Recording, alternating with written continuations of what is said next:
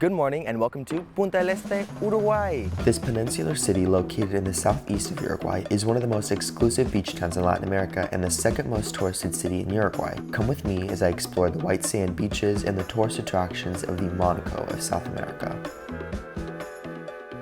So, we've come to stop 1 along the Brava beach on the east side of the peninsula to a sculpture that is larger than life. This incredible sculpture is synonymous with Punta del Este. The man emerging from life sculpture, or more colloquially known as the Fingers, was sculpted in 1982 by Chilean artist Mario Ira.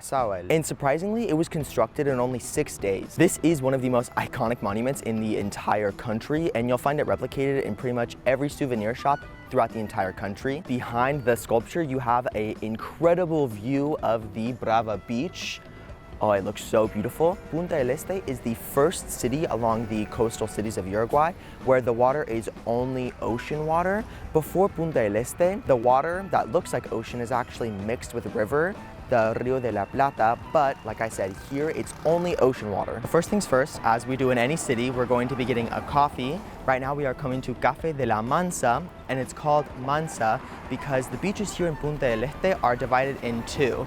The Mansa facing the west side with calmer beaches and the Brava facing the east side with rougher waves. We'll be exploring both a little bit later today, but first things first, like I said, we'll be getting a coffee. So the interior of the cafe is very beautiful and they have one of my favorite lattes in the city. So the population of Punta del Este stays at about 12,000 year-round, but that number swells to about 500,000 in the high season from about mid-December to late February. I'm here right now in mid-March, so there's not many people here, which is a plus for us because there won't be any lines and there'll be less people on the beach. So the coffee just came. I'm very excited to try it.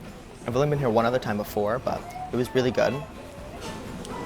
It's very good. It's very strong. It's really dark roasted, which I really like. It's kind of hot though, which is not ideal, but the drink is really good. Next, we're off to one of the city's most important attractions, Avenida Gorlero. Luxury isn't just in the real estate here, it's also in the lifestyle. So let's check out one of the city's main avenues and see what the tourist life is really like in Punta del Este.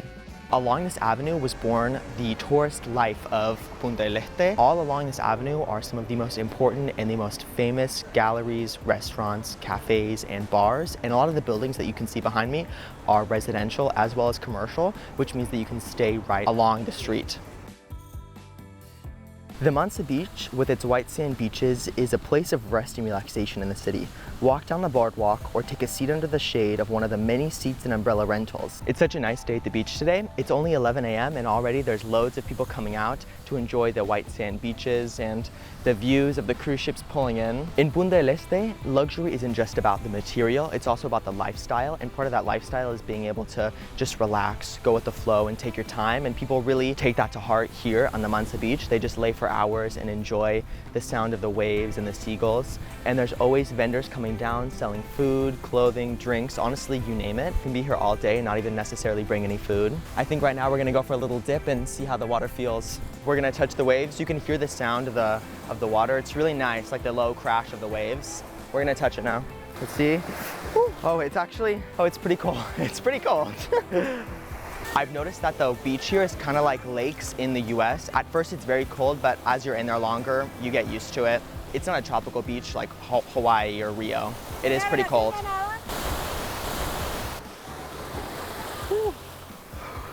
While exploring the beach, I decided to ask a couple tourists what they liked about the city.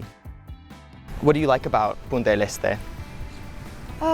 So during the summer it's very crowded. It's very much like a party life. I've noticed, yeah. Yeah, and then during the winter it's very calm and peaceful. As you can see, the beach isn't really as busy. And this is the beginning of winter, right? Like the low season. Yeah, so I really like how you can get the best of both worlds. You get the party life during the summer, and then during the winter you can still enjoy the beach, but a little bit less crowded. It's still like a luxurious lifestyle. Exactly. And is that what called you to Punta del Este rather than other beach towns? I would say, yeah, for sure. Because again, you get the best of both worlds, but again, like the water, it's because you got the calmer waters on this side, and then on the other side, there's more waves, so you can catch like surfing and. It's like a metaphor for this city, like a high luxurious lifestyle.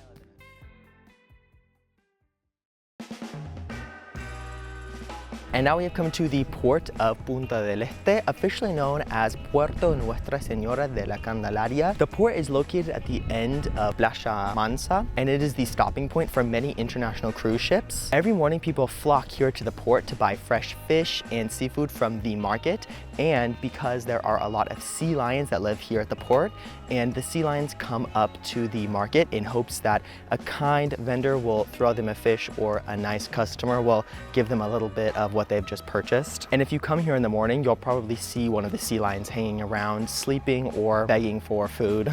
All along the docks, you can see these incredible yachts, and you have beautiful skyscraper views. All around the port are lavish restaurants and nightclubs. So this is a really beautiful place to come and see the yachts, the skyscraper views, maybe feed a sea lion. It really shows the wealth of the city, and from here you can actually hop on a boat and escape to a little island in the bay. The city attracts many international tourists with its amazing 20 kilometers of coastline. Here at the Brava beach, you'll find massive waves, jagged rocks, daring surfers, and the occasional tourist who is willing to brave the salty waters.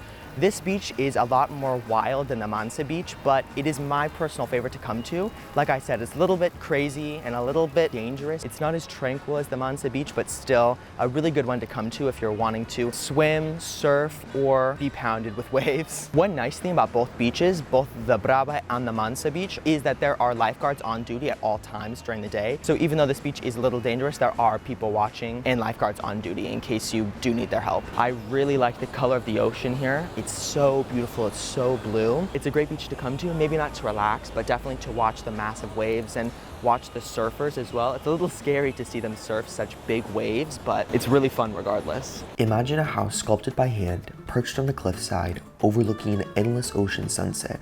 That's Casapueblo, the construction of which began in 1958, built by the artist's own hands. Located on the rocky cliffs of Punta Ballena, just 13 kilometers from Punta del Este, this house was transformed into a symbol of the country.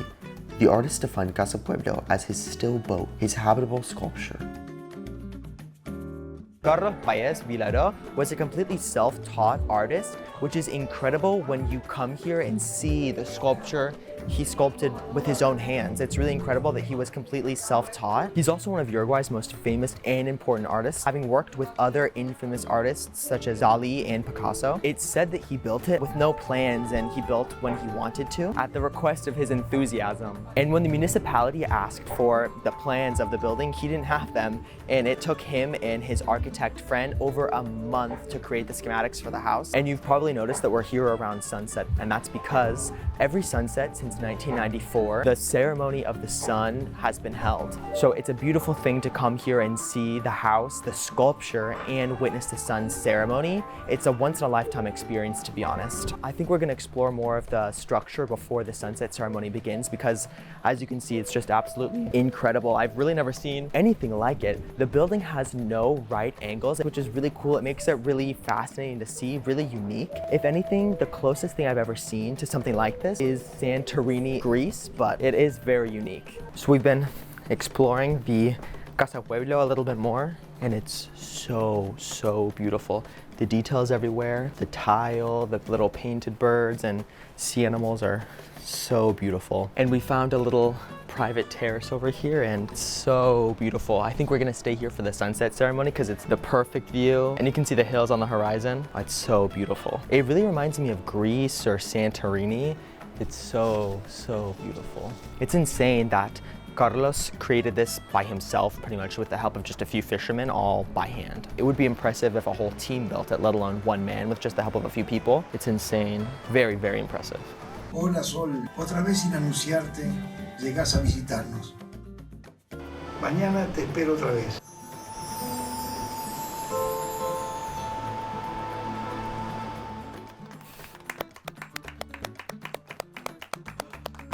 Wow, they got it right on cue.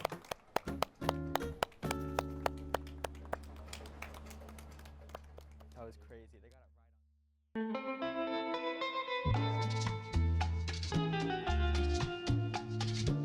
So we have come here to the end of the peninsula, almost the very tip of it. And it's really cool because if you stand in the center of the sun, you can actually see the sea from all four sides, from south, east, west, and north. It's really, really cool. And as we come more toward the end of the peninsula, we have the Lighthouse of Punta del Este. The lighthouse, which stands 45 meters high, was built in the 1860s by Thomas Libarena with materials from Europe. Going even further down from the lighthouse, we have come to the southernmost point of Uruguay. So this is as far south as you can get in the country of Uruguay. It's really cool. This is where the Rio de la Plata meets the Atlantic Ocean, and after this point, it's all basically Atlantic Ocean. So it's called the Punta de las Salinas because salinas means salt water, and so beyond this point, it's just salt water. It's really, really cool. As you can see, the waves here are pretty rough and big because when two waters meet, it often causes large waves. So after exploring Punta del Este's beaches, restaurants, some cafes, do you think it lives up to the name of the Monaco of South America? I am not sure myself, but I do have to say that it did feel pretty luxurious to me. And as a lot of people before me have said, the luxury is in the lifestyle here in Punta del Este, not just the material, although that definitely does exist. I have to say, after spending time here, this is really one of my favorite cities in Uruguay. I've really, really enjoyed my time here. And like in any other city, there is a lot more that I could have done and a lot more to show. So if you come here, don't just stop at what I've done. There's many museums to explore and a lot to do. For such a small city, it really is so full of culture and some of the nicest people. If you've enjoyed the video, please do not forget to subscribe and like, and be sure to join my members only on YouTube. I have some never before seen videos there, and I've made some videos about trips that I haven't shared publicly on YouTube before. So if you'd like to see some of my trips to Venice and other cities in the US, please make sure to subscribe to my members only, and you have access to all of that. And I also post my exact itineraries in the descriptions of those videos. So if you want exact itineraries of what I do, please make sure to subscribe and you'll have access to all of them there.